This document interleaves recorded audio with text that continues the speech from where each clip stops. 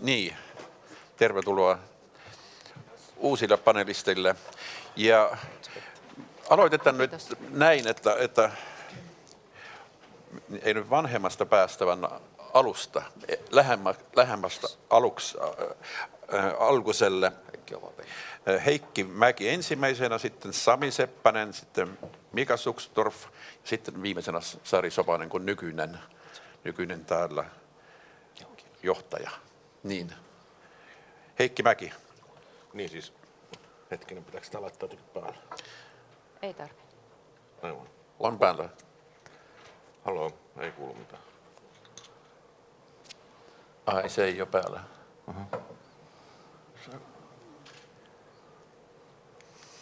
Nyt on päällä. Niin, no niin.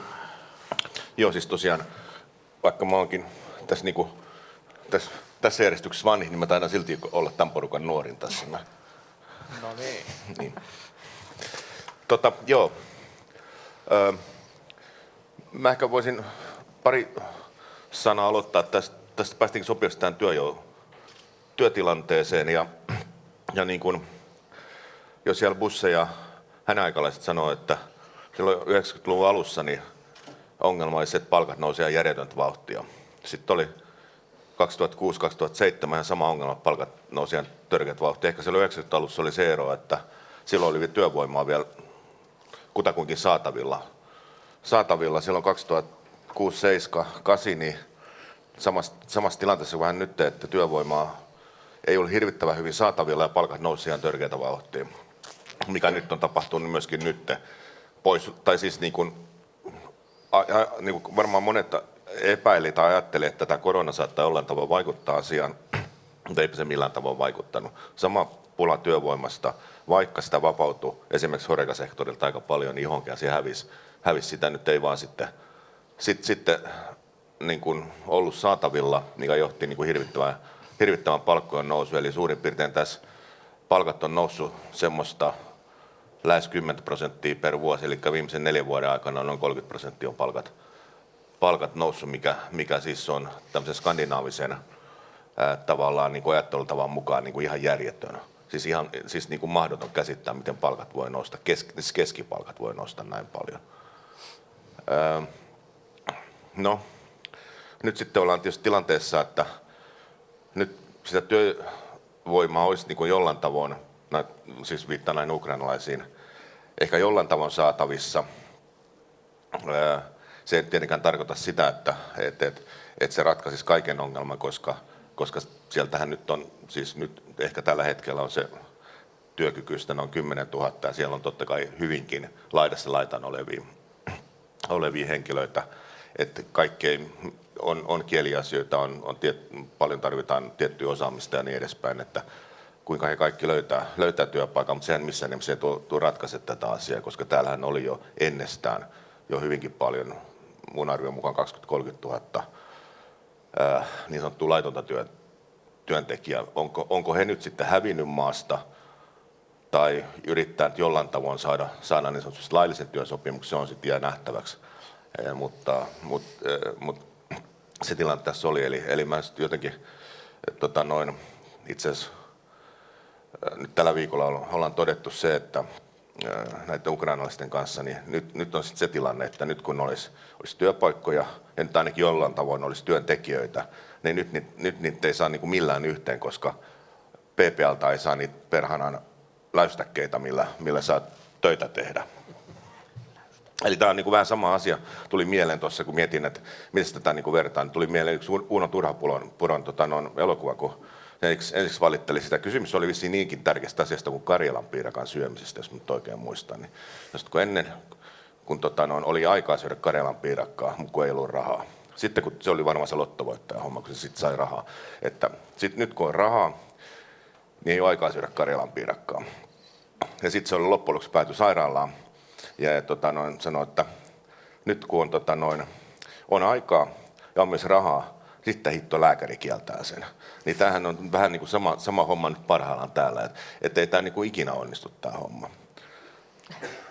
Et se on niin kuin tällä hetkellä tavallaan yksi sellainen, siis Tämä kuulostaa aika hauskalta varmaan joo, mutta oikeasti niin ajatella, että täällä on niin kuin paljon ukrainalaisia valtion kululla elää, he halusivat mennä töihin. Meillä on paljon työnantajia, ketkä niin kuin ihan järjettömän nopeasti tarvitsisivat työvoimaa. Ja kun ne molemmat on olemassa, niin sitten yhtä läystäkettä ei saada aikaiseksi, että voisi töihin mennä.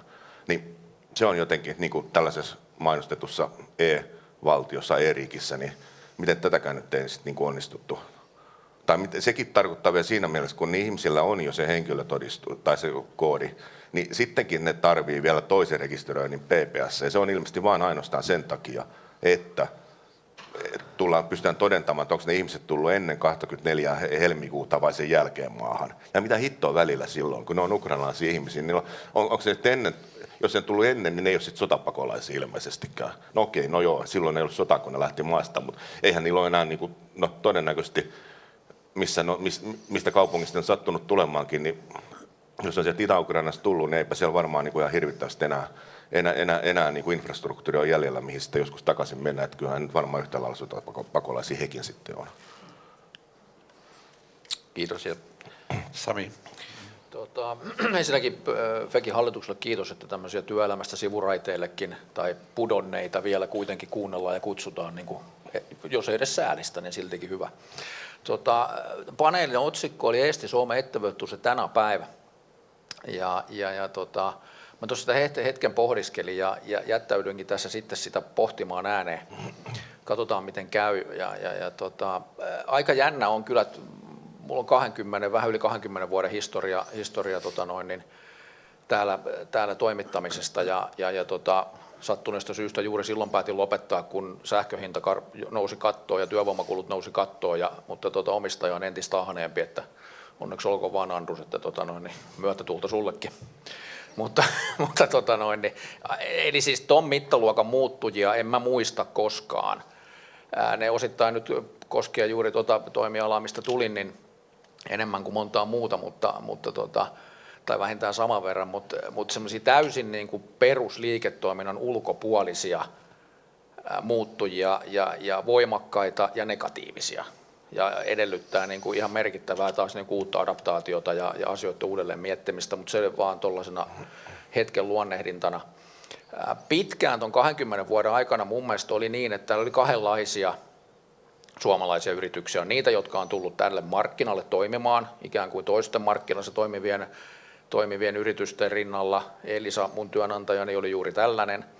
Ihan puhdas greenfield-operaatio, scratchista perustettu nollasta ja kasvoi hienoksi yritykseksi.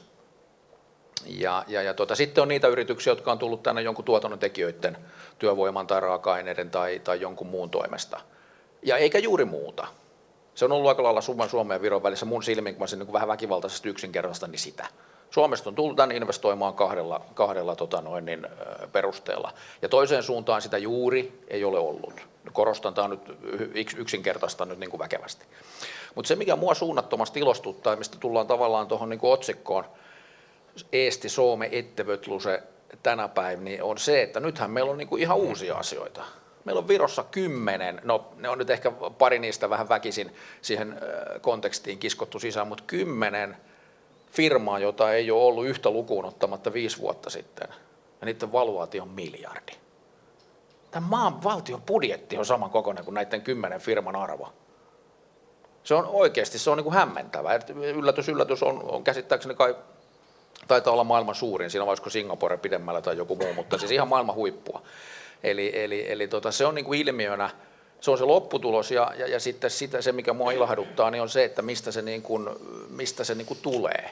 Ja se tulee siitä mitä mä oon tässä niin kuin tämän 20 vuotta tykännyt kivasti paljon täällä, niin on se, että se ennakkoluulottomuus ja nopeus, mikä tosin tulee monesti mittakaavasta, mutta se tulee myöskin ennakkoluulottomuudesta ja riskinottokyvystä. Ja nyt kun mä palaan tuohon äskeiseen, että nämä suomalaiset yritykset Viroon, jotka on siinä aikana ollut, kun mä oon täällä ollut, ne on tämmöistä niin kuin peruskalkyyliä. Et jos on markkinaa tulemista, okei, täällä on 1,3 miljoonaa ihmistä, on ton verran tuloja, diidi, joo, mennään. Ja piste. Ja ei vaadi niin kuin suurta älykkyyttä. Tai sitten tuotannon tekijöiden perässä, niin se on todennäköisesti vielä suoraviivaisempaa, multa puuttuu kokemus siitä, mutta oletan se olevan näin. Nyt kun mä oon edetty muutamia vuosia tämmöisessä ympäristössä ja rahaa on ollut kaikki paikat pullollaan vähän liioitellen, niin Viro on sellainen ympäristö tai maasto tai talous, josta on sitten niin kuin spinnannut tommonen määrä se ei ole mikään startuppi enää, tai mä en halua nimittää startupiksi firmaa, jonka markkina-arvo on miljardi. Me on 20 vuotta kyhätty Andrusen kanssa kioskia tuolla verissä päin ja saatiin 500 miljoonaa kasaan. Niin nämä jätkät painaa niin kuin ohitte tuosta niin kuin ihan lippalakki päässä niin kuin 2-3 vuodessa. Ne on ne nyt vähän kovempia kuin me. On ne toki nuorempiakin. Ja meillä oli loputtomat taloudelliset resurssit käytössä, jos niin kuin otetaan toimialan mittakaava huomioon. Et se oli vaan niin kuin siitäkin, että niin kuin välähtääkö vai ei. Meillä ei ollut resursseista kiinni. Ja näillä nuorilla jätkillä ja tytöillä ja pojilla, niin niillä on niin kuin koko ajan. Ne elää ihan kädestä suuhun joka päivä. Et se on ilahduttava. Toinen niin kuin uudehko tai tuore ilmiö on sitten se, että nyt niin yrityskauppoja tehdään myöskin toiseen suuntaan. Tallinkki oli hieno. Mun mielestä Tallinkki tavallaan yhdistää nämä kaksi mun aihetta tässä, koska se oli huikeata riskinottoa. Tallinkki on ollut koko viimeisen 15 vuotta niin kuin melkoista riskinottoa osittain. Toki onneksi Enskan rahoilla Enskan tietämättä, mutta kuitenkin. Mutta näyttää sen, että samalla toimialalla, saman meren ympärillä, niin toisilla oli riskinottokykyä, toisilla ei. Ja ne toiset tulee nyt sitten ostetuksi tai sitten ne vaan skviisataan markkinoilta ajan myötä ulos. Mutta sitä on monilla muillakin toimialoilla ja ei ne nyt ehkä niin julkisuudessa näykään, mutta sitä kauppaa tehdään aika hyvin. Et se, mitä mä halusin tässä sanoa, niin on se, että tässä on selkeästi tämmöinen, Helenius sanoisi varmaan, että paradigmamuutos, että niin ei ole enää nämä perinteiset, että tullaan tuotannontekijöitä markkinan perässä, vaan nyt se yli Suomenlahden on niin kuin ihan uuden muotosta ja uuden suuntaista. Niin siten mä näen tällä hetkellä tämän meidän Suomen Eesti ettevyöttuus tänä päivänä tällaisessa aika positiivisessa, innokkaassa hengessä. Kiitos. No seuraavaksi Mika Sakstorff. Jatketaanko me samalla kysymyksellä vai otetaanko joku uusi? Tästä tuli aika paljon näitä juttuja. Mulla ei hirveästi lisättävää tietysti, mutta itse. Siis mä toimin toimialalla, jossa peruspalkkaa ei makseta. Ja voitte kuvitella, minkälainen mun toimintaympäristö on tällä hetkellä löytää uusia ihmisiä. Toki positiivista on siinä se, että meille yleensä löytää ne ihmiset, joilla on jotenkin ovat halunneet tai heitä on kohdannut jonkinnäköinen elämänmuutos ja halutaan jotain muuta. Ihan selvästi meillä kuitenkin löytyy väkeä tällä hetkellä. Mutta se tarkoittaa myöskin sitä mun näkökulmasta, että meillä tarvitaan lisää työvoimaa, jotka täyttää niitä tiettyjä työtehtäviä, joita virolainen enää ei välttämättä halua itse tehdä. Ja näillä vapautuu sitten niille toimialoille henkilöitä, joita esimerkiksi me tarvitaan. Ja siinä tämä migraatiopolitiikka on erittäinkin tärkeässä asemassa ja toivon, että se muuttuu niin kuin Heikkikin peräänkuuluttaa sitä ja mitä tulee sitten mun toimialaan eli kiinteistöalalla Eesti-Suomen ettevyöttyys tänä päivänä, niin tänään on tullut hurja joukko suomalaisia kiinteistösijoittajia. Mä ihmettelen, että missä ne oli 2009 ja 2010, kun mä sanoin niille, että tulkaa nyt ihmeessä, ostakaa tämä koko tarjonta, mikä täällä on, että nyt ollaan hintapohjissa. Niin nyt sitten, kun on seuraava ollaan saavutettu niin kuin aivan uusi ulottuvuus ja hintapiikki, niin nyt sitten tullaan tänne. No, kyllä mä ymmärrän sen, että raha on heillekin kertynyt näiden 10 vuoden aikana ja on ehkä mahdollisuus heillekin tulla nyt, eikä silloin 10 vuotta sitten, mutta toivottavasti loppuu hyvin eikä huonosti. Kiitos. Ja Sari, sinulla on kokemuksia myöskin sieltä palvelupuolelta ja muun muassa ehkä voisit sanoa pari sanaa, kuinka se migraatio ja kaikki muu vaikuttaa teidän alaa. Mä välillä sanon yhden asian, kun oli kysymys, että ketkä ovat sotapakolaiset ja ketkä ei. Usein se on poliittisen päätöksen takaa. Kun mä olin suurlähettiläs Varsovassa, niin se oli 2015-16 maahanmuuttokriisin aikana Euroopassa. Ja kun puolalaisia syydettiin, että he eivät halua ottaa niitä pakolaisia, niin puolalaiset sanoivat, että meillä on melkein 1 miljoona ukrainalaista. Itse asiassa kaikki olivat töissä siellä ja asuivat siellä, mutta hallitus päätti, että he kaikki ovat pakolaisia. Ja sitten esittivät, että meillä 1 miljoona jo on, mitäs edes, me emme saa ottaa enää ketään. Mutta Sari. Joo. Kiitos. Tähän edellä kuultuun kun lisää, että minkälaisia tämmöisiä niin kuin haasteita liiketoiminnan harjoittamiseen on tullut viime vuosina. Lisätään vielä meidän toimialalle se, että kysyntä on tippunut ihan siis drastillisesti, niin voi sanoa, että tässähän itse kukin miettii elämänmuutosta, että mikä onkohan sulla hommia.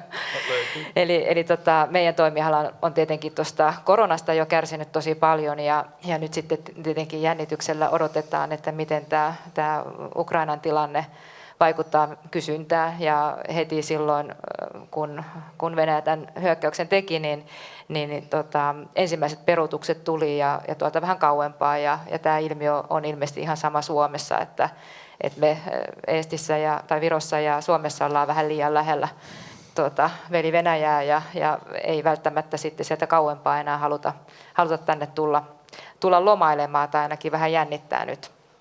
Että niin kuin aika lailla niin kun yhdestä heikosta kysyntätilanteesta koronasta ollaan pääsemässä, niin seuraava sitten jo vaan niin tuolla kulman takana. Mutta tässä välillä niin tuntuu siltä, että kysyntä jonkun verran palautuu ja meillä toimialalla niin on kyllä ihan käsin kosketeltava työvoimapula ja kriisi, että niin kuin varmaan kaikki salissa olevat toimialan edustajat on ihan samaa mieltä mun kanssa, että meillä on todella kova hätä, että mistä me saadaan nyt niitä käsipareja ottamaan vastaan sitä kysyntää, joka nyt orastavasti vähän palautuu. Joo, meidän toimialalta myöskin vaikka Mika sulle on tullut ja varmasti Elisalle on tullut paljon hyviä työntekijöitä, eli meillä avainhenkilöt, ne kaikkein parhaimmat tuossa koronan kuluessa niin on vaihtanut toimialaa ja eivät ole nyt sitten tietenkään tässä tilanteessa halukkaita tulemaan takaisin, koska tulevaisuuden näkymät on aika utuiset ja epävarmat. Ukrainalaiset, kyllä, tähän Heikin puheenvuoroon voisi lisätä vielä sen, että meillä jopa asuu näitä ukrainalaisia ja he eivät voi tulla töihin meille, koska täytyy nämä dokumentit täyttää. No onneksi tilanne tässä pikkuhiljaa paranee ja me ollaan jo pystytty muutama henkilö työllistämään ja tullaan työllistämään myös lisää. Eli sieltä saadaan työvoimaa semmoisiin tehtäviin, joihin nämä henkilöt sitten sopeutuvat ja soveltuvat ja palvelualallahan meillä Virossa täällä on tämmöinen hauska ilmiö kuin kielivaatimus, kielitaitovaatimus, eli että voit toimia palvelualalla, niin täytyy viron kielen taito olla, mikä on tietenkin niin kuin matkailu- ja turismialalla aika niin kuin erikoista, koska meillähän normaaliaikoina, niin erityisesti Tallinnassa, niin valtaosa meidän vieraista on muita kuin virolaisia, jolloin ehkä ne muut kielen osaamiset olisi olennaisempia, vaikkapa englannin kieli tai ranska tai saksa tai mikä tahansa kiinan kieli. No, mä uskon kanssa, että ukrainalaisista niin saadaan helpotusta työvoimaa ja olemme kiitollisia myöskin, jos se tätä palkankorotuspainetta niin hiukan sitten loiventaa, joka on todellakin kova, että markkinat on työntekijöiden tällä hetkellä, että tullaan kertomaan, että jos et sä maksa näin paljon, niin me lähdetään ja niitä ottajia tällä hetkellä on. Haastava tilanne toimijoille, joilla on aika raskaat vuodet takana, niin sitten vastata tähän kysyntään. Mutta sehän on kysymysmerkki, että kuinka kauan nämä ukrainalaiset sitten meillä niin kuin täällä ovat, että riippuu siitä, että mitä nyt tuolla tapahtuu kotimaassa, että milloin sinne on mahdollista palata ja osa on ihan varmasti palaamassa, että osa varmasti jää, mutta että ratkeako sillä sitten tämä työvoimatilanne. Meillähän on aikaisemminkin ollut meidän toimialalla ja muutamilla muilla niin mahdollisuus kolmansista maista palkata tämmöistä kausityövoimaa niin kuin kohtalaisilla niin kuin tai palkkausehdoilla ja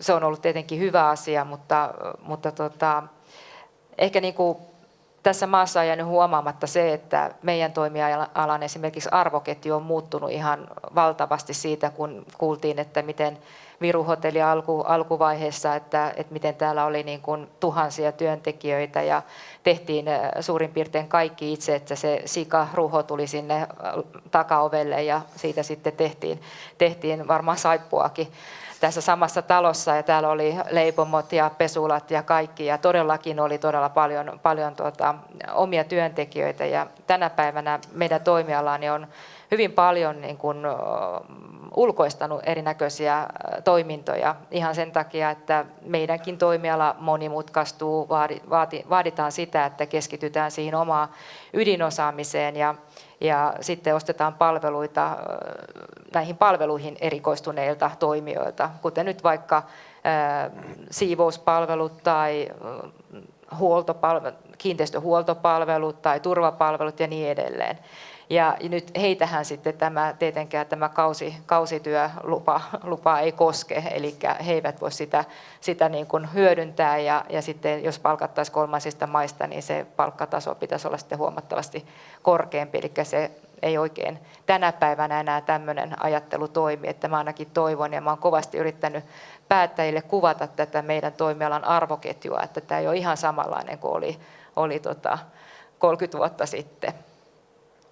Tuosta oikeastaan niin kun jäin miettimään, kun Mikko puhui siitä, tai itse asiassa lainasi Yrjöä, Vanhasen Yrjöä, joka oli miettii tästä niin kun johtamiskulttuurin muutoksesta, että se vie paljon aikaa, niin mä jotenkin tunnen, että me ollaan nyt semmoisessa tietyssä niin kun pisteessä, jossa meillä aika paljon niin kuin yrityksissä on sitä vanhemman sukupolven niin kuin väkeä johtotehtävissä ja heidän tulisi nyt sitten johtaa näitä nuoria, jotka on syntynyt 2000-luvulla tai sen jälkeen, jotka on ihan toisesta maailmasta. Ja että minkälainen niin kuin, yhteentörmäys tässä saattaa tulla tai minkälaisia haasteita saattaa tulla, kun ne vanhan systeemin kasvatit yrittävät nyt johtaa ihmisiä, jotka on syntynyt ihan toisenlaiseen maailmaan ja on kokeneet kaiken sen, mitä muutkin länsimaiset ihmiset. Että siinä on aika paljon haastetta tässä maassa.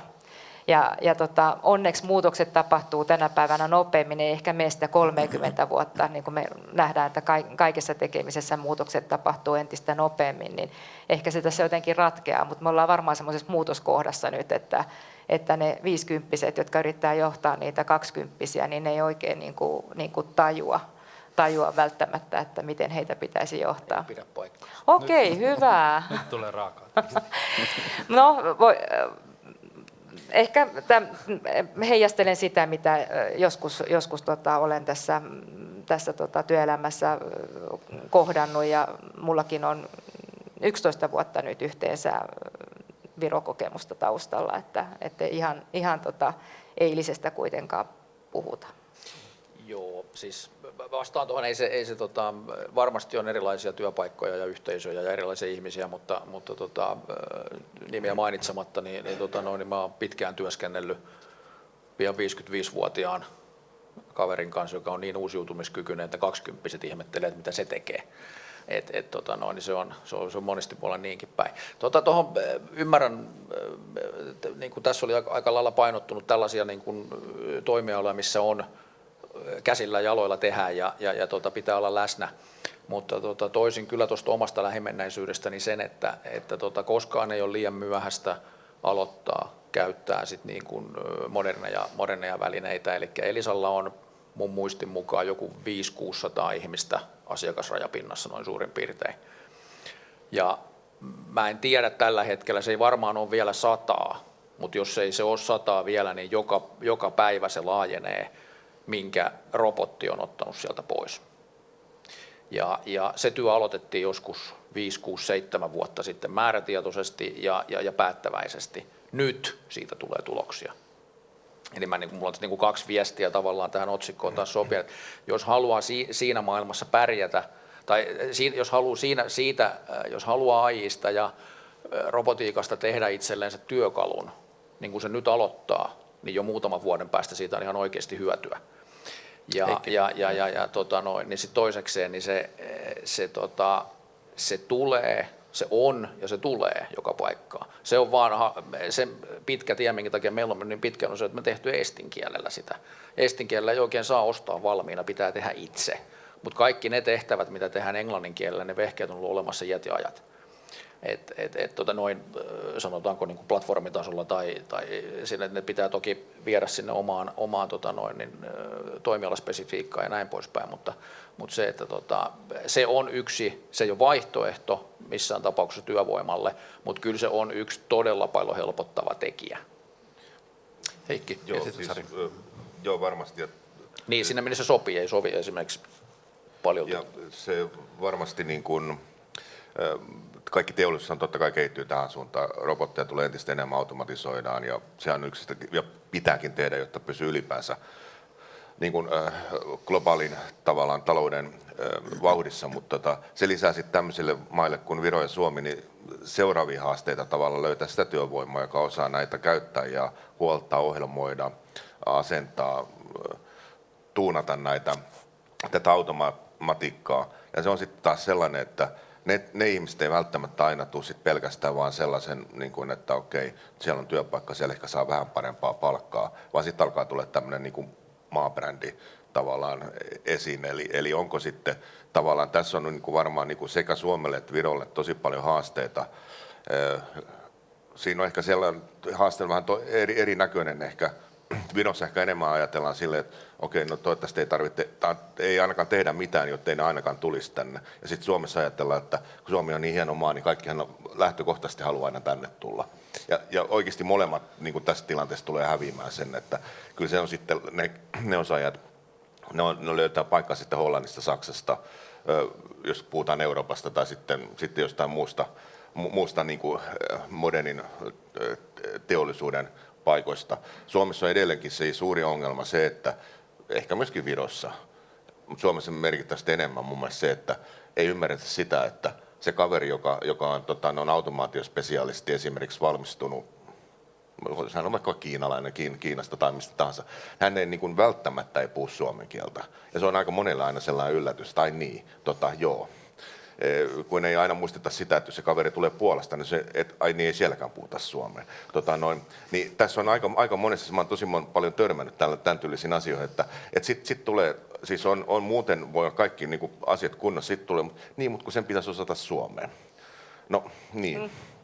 Siihen se sitten loppui tavallaan. Eli tavallaan ehkä Virossa on ehkä enemmän totuttu, täällä ehkä enemmän vielä onnistuu vielä se englannilla, mutta sitten ehkä täällä on muuten ne, sitten, niin kun, ei ehkä välttämättä olla niin valmiita aina tavallaan siihen, että tulee ulkomaisiin.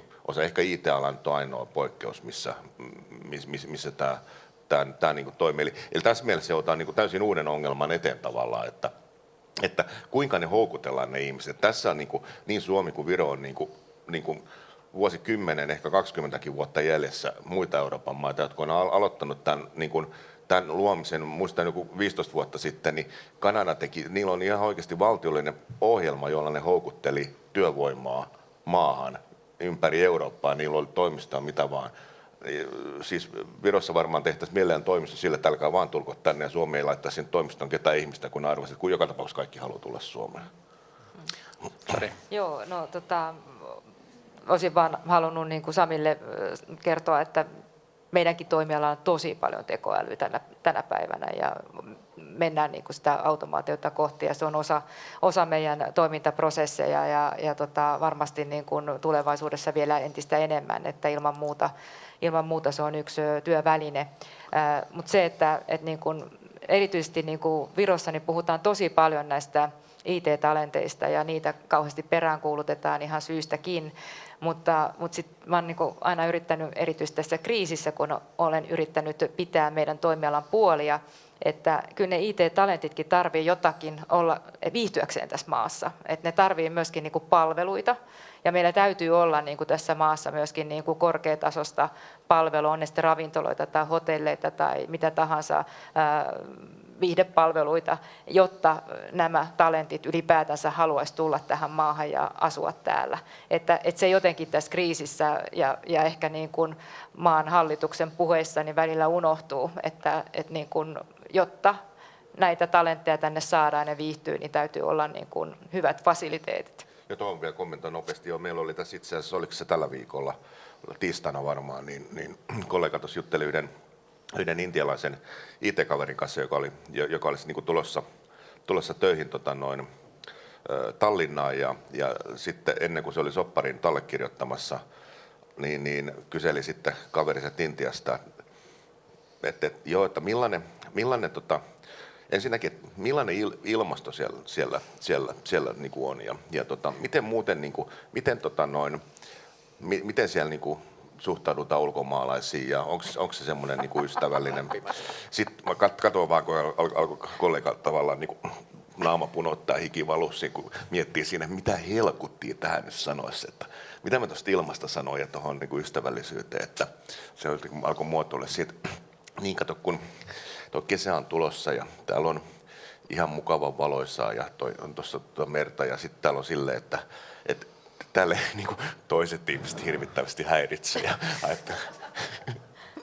Mutta tämä on siis tätä asiaa, mihin pitää löytää. Nämä on ihan jokapäiväisiä kysymyksiä, mitä tulee oikeasti vastaan.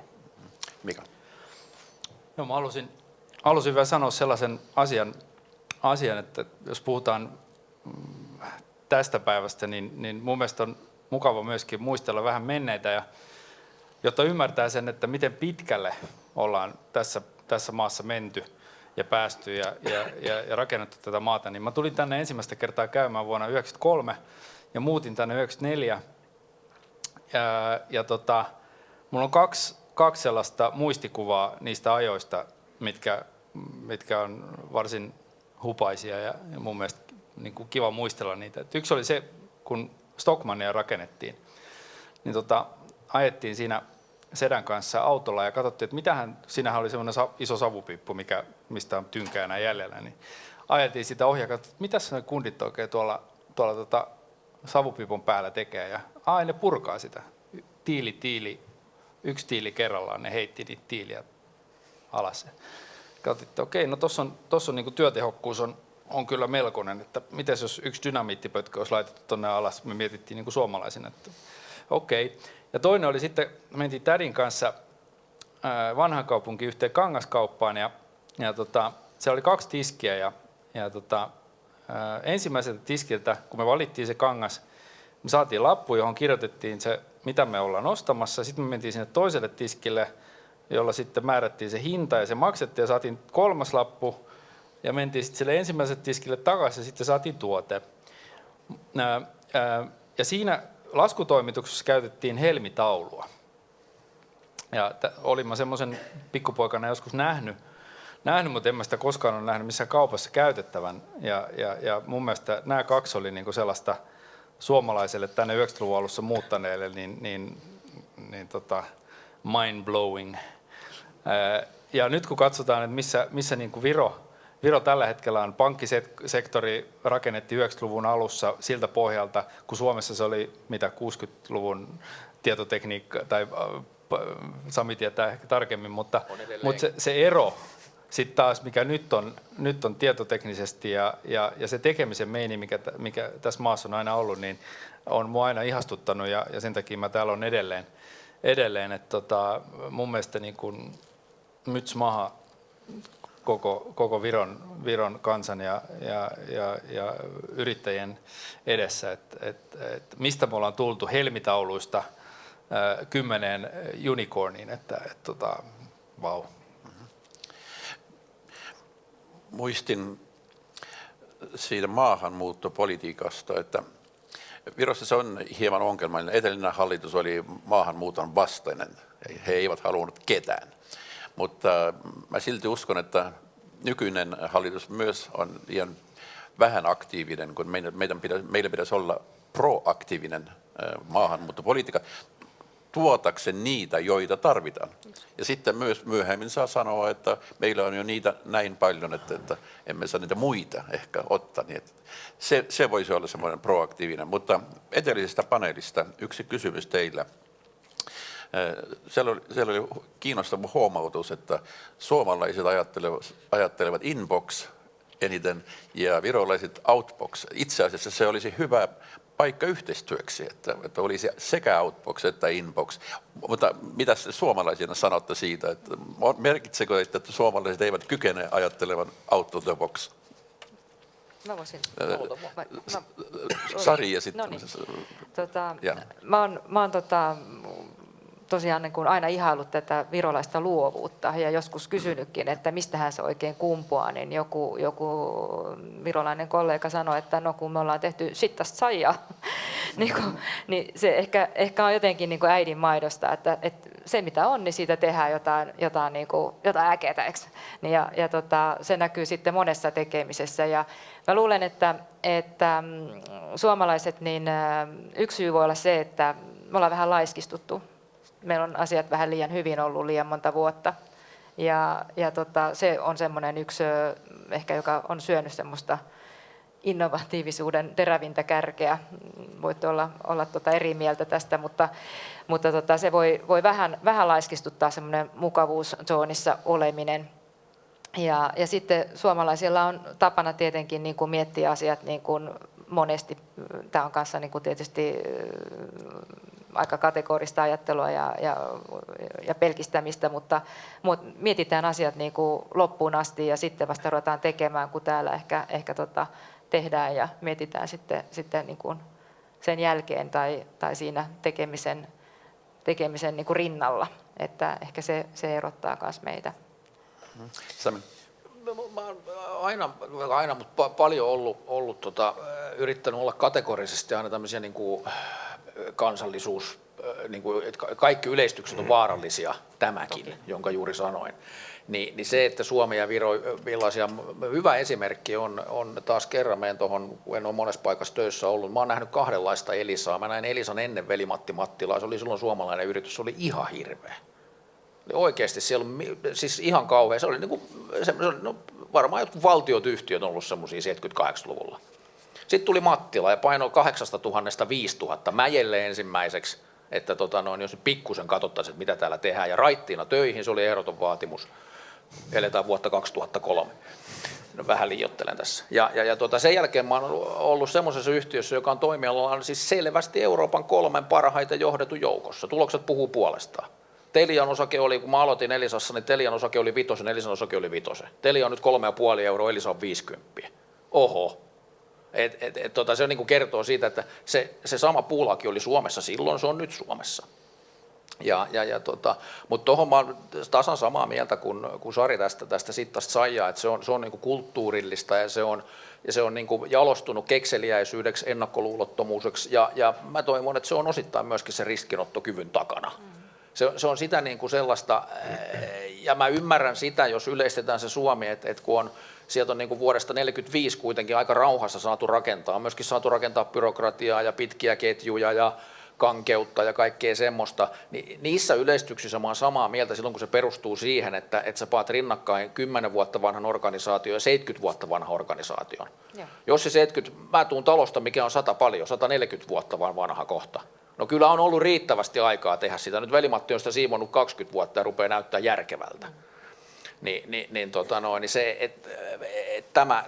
Se on Viron etu ja toivottavasti pitkään. Se pianuus, ketteryys,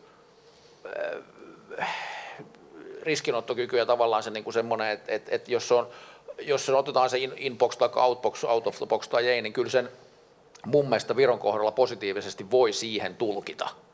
Koska nykyisessä liike-elämässä, niin jos ei sulla ole kokeilua, valmiutta, kykyä kokeilla, erehtyä, oppia, niin kyllä se aika pihalla oot. Ja se on täällä vähän niin kuin, se on kulttuurillisesti täällä enemmän olemassa kuin monessa muussa paikassa. Joo, siis varmaan osittain näin on, että ehkä just nimenomaan tämä kärjistäminen voi olla, että siellä ja toisessa on noin, mutta kyllä ehkä virolainen tapa tehdä hommia on sellainen, että kun se idea, niin lähdetään aika niin kuin pienellä suunnitelmalla liikkeelle, sitä suunnitelmaa korjataan sen matkan varrella siinä suhtaan, nähdään miten täällä kulkee tämä homma tai ei kulje. Ja voidaan lähteä hyvinkin onnettoman budjetilla liikkeelle ja koitetaan sitten matkan varrella haalia rahaa lisää jostain, mihin sitä ja miten sitä tarvitaan. Sitten ehkä suomalaiset pyrkii mielellään niin kuin ajattelemaan sen loppuun asti.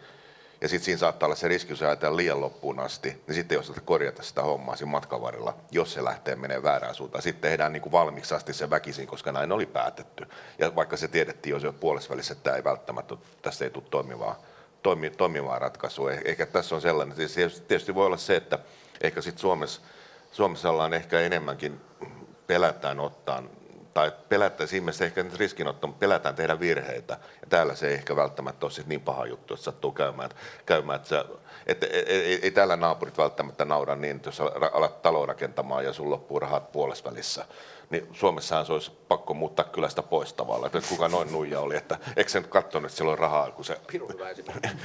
Ja täällä sitä voi tapahtua aina silloin tällä. Joo, tästä hyvä esimerkki, että nämä on tosi niin kuin rohkeita, että ne tulee semmoisella, niin kuin, saattaa tulla niin kuin ihan puolittaisella niin kuin idealla niin kuin tarjoamaan sitä jo asiakkaalle. Ja sitten me niin kuin yhdessä vähän niin kuin mietitään, että mikä se meidän ongelma on, että mihin tämä teidän ratkaisu niin kuin sopisi. Ja sitten siinä pidetään vähän palaveria ja jätkät saa hyviä ideoita, kun sanotaan, että hei, no käytännössä toi ja toi asia pitäisi ratkaista. Ai joo, me lähdetään koodaamaan ja tullaan kohta takaisin. En mä tiedä, tapahtuuko tätä Suomessa, mutta täällä on ainakin ihan elävästä elämästäni esimerkkejä, että niin kuin aika kevyellä voidaan tulla jo asiakkaalle tarjoamaan. Ja sitten kehitetään yhdessä, mikä on ihan mahtavaa. Siis kyllä nämä unicornit täällä, niin kyllä nämä on kaikki itseensä monta kertaa pivotoinut nurin ennen kuin ne on tullut sen asian luokse, joka sitten oikeasti on riittävän disruptiivinen ja sitten se on lyönyt globaalisti läpi. Että se on se tapa toimia. No imperiumitten kehittymisen teorian mukaan imperiumi kehittyy sitten saavuttaa semmoisen hyvinvointitason. Ja tämä merkitsee, että se on nyt imperiumin tuhon alku. Että kun hyvinvointi on olemassa, kaikki on olemassa, että nyt riittää, että nyt olemme rauhassa ja elämä hiljaisesti näin vaan. Että sama pärjää ehkä myös pienten valtioiden ja jopa yritysten kohdalla. Että jos ei ole sitä ketteryyttä ja kykyä kehittyä, se on se lopun alku. Näin on. Kiitokset, ja jos jäätte tänne istumaan, katsotaan mitä me olemme saaneet sinne nettisivulle. Nyt näemme mitä on kirjoitettu ja kysytty niin. Suomen nostalgia versus nuoren põlvkond, kellel puudub selline seos Soomega, kuidas se mõjutab meie. Eli kuinka se uusi sukupolvi, joilla ei ole minkäänlaista yhteyttä Suomeen, kuinka se vaikuttaa meidän suhteita. Ja millaiseksi se voi kehittyä tulevaisuudessa? Onko teillä ajatuksia siitä? Se on kyllä huomattava. Itse olen myöskin huomannut, että se suomen kielen taito on muuttunut ja kiinnostus myöskin. Kääntäisin tuon kysymyksen toisinpäin. Mun mielestä se on edellytys. Musta vähän tuntuu, että siis meillä on ihan hiljakkoin taas meidän tuohon edesmenneeseen työhön, niin sellainen pitkään väännettiin sitä, meillä oli vähän pakonomaisesti, että me pitää saada Virosta niin kuin Suomeen merkittävälle paikalle porukkaa, että muuten tämä meidän niin kuin yli Lahden käyvä yhteistyö, niin se siltä osin ei ole uskottavaa. Ja nyt ihan tuossa loppusuoralla niin tuli sellainen läpilyönti, että yksi meidän estiläinen työntekijä meni johtajapositiolle Suomeen johtoryhmän jäsenen suoraan alaisuuteen. Kyllä siinä varmasti oli yhtenä syynä nimenomaan se, että ei ole mitään Suomi-nostalgiaa. Että ei siinä ole mitään merkitystä, olisiko se pääkonttori Suomi, Ruotsi, Norja tai Tanska. Se daami on niin kuin kipeän pätevä ja energinen ja halusi sitä niin kuin hullusti ja sitten meni sinne ja löi itse niin kuin mursikivestä läpi tavallaan. Kuten sanoin, niin mä käännän tuon kysymyksen toisinpäin. Se nostalgia on varmaan haitta, eikä hyöty. Heikki. Joo, enkä mä niin kuin, jos yrityselämään mennään, niin eihän se nyt enää se, onko se suomen kieli vai viron kieli, niin kuitenkin kansainvälisessä tavalla bisneksessä ollaan, niin en mä usko, että kyllä se menee enemmän, niin kuin mä sanoin, että tietysti Suomessa on vielä, saattaa olla monessa kohdassa vielä se haaste, että oletetaan, että ihmiset puhuu suomen kieltä, ja silloin ajatellaan, jos tarvittaisiin, niin kuin haluttaisiin ulkomaalaisiin, niin sehän rajoittuu sitten keski-ikäisiin tallinnalaisiin, eikä se kauemmasta enää juurikaan Suomea puhuta. Kyllä mä luulen, että siitä, se mikä tulee olemaan, niin se on enemmän osaamista, ja täältä niin kuin Viron ja Suomen välillä just nimenomaan se, kun ajatellaan tämä ajattelumallia, että täällä ollaan dynaamisempia, niitä varmaan ehkä sitä ajattelumallia tarvitaan Suomeen. En mä näe sitä, että onko se kieli nyt se, että kyllä se tulevaisuus on entistä enemmän ole se kommunikaatiokieli tulee ole englanti.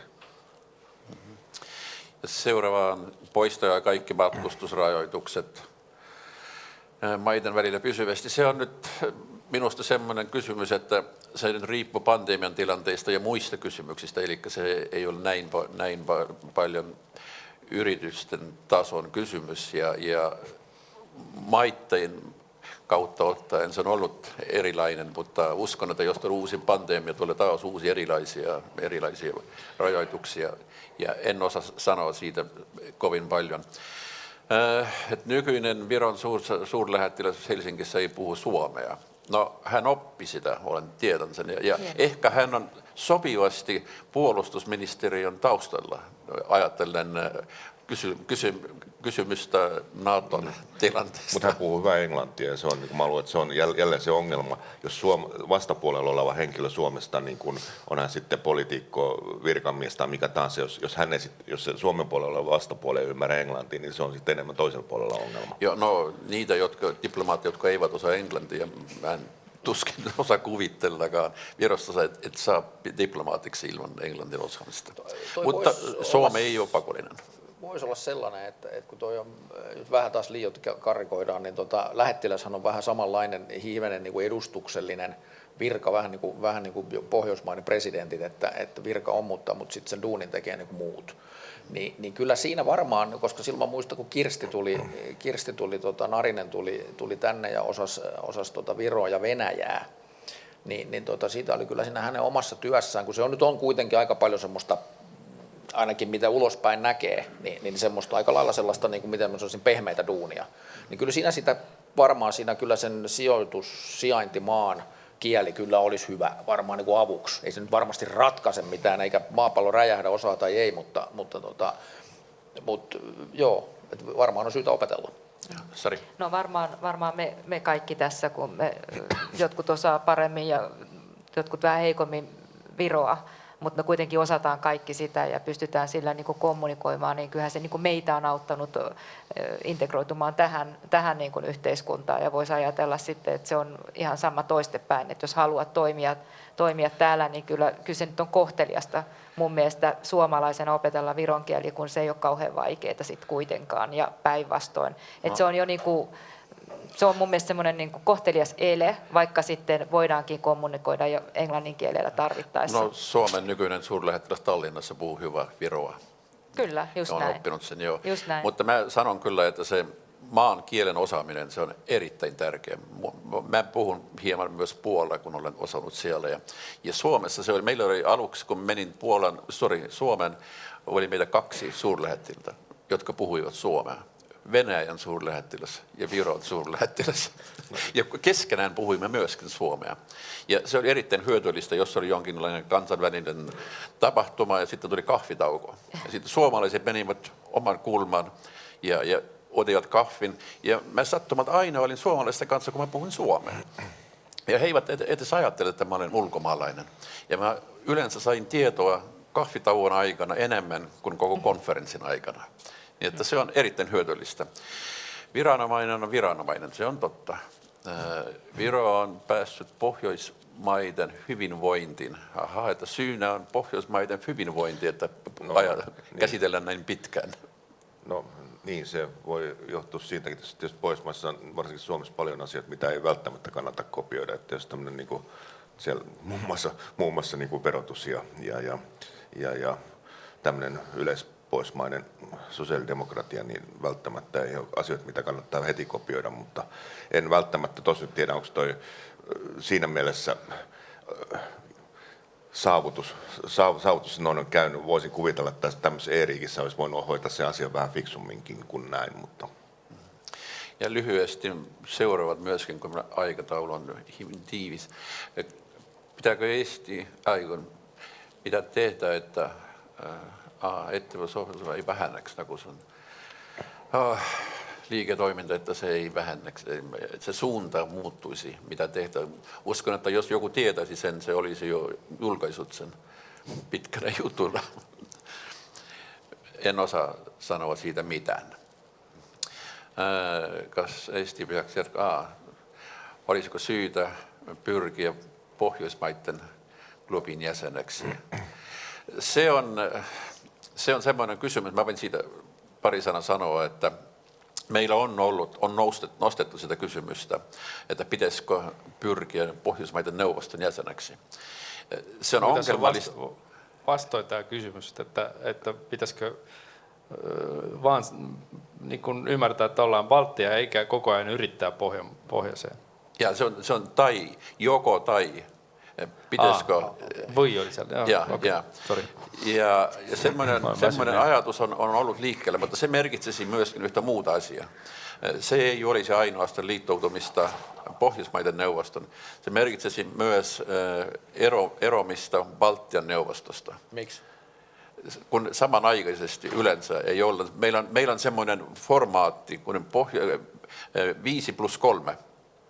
8, eli Pohjoismaiden ja Baltian maiden yhteinen semmoinen yhteistyöformaatti. Ja jos joku muuttaisi toisen osapuolen, se otettaisiin negatiivisesti vastaan niiden kannalta, jotka jäisivät sinne Baltian puolelle. Sen vuoksi se minulle sellainen kysymysmerkki.